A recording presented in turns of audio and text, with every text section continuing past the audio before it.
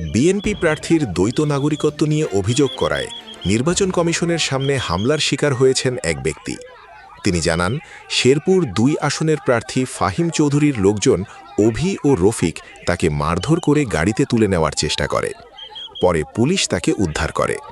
ভুক্তভোগী বলেন, একজন নাগরিক হিসাবে প্রার্থীর দ্বৈত নাগরিকত্ব জানার অধিকার তার আছে কিনা এই প্রশ্ন তুলতেই তিনি হামলার শিকার হয়েছেন। Desk report, motherland24.com।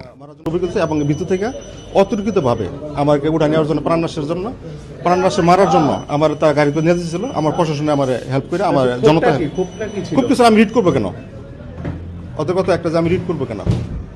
তো এটা কি নাগরিক হিসেবে আমার রাষ্ট্রের কাছে আমার মানে জানতে চাই যে রাষ্ট্রের কাছে নির্বাচন কমিশন এবং মাননীয় নির্বাচন কমিশনের কাছে জানতে চাই। আমি মহামান্য হাইকোর্টের মাধ্যমে জানতে চাই দেশবাসীর কাছে যেটা আমার নাগরিক অধিকার আছে কিনা। মাদারল্যান্ড 24, মাতৃভূমি, বিশ্ব সংবাদ 24 ঘন্টা।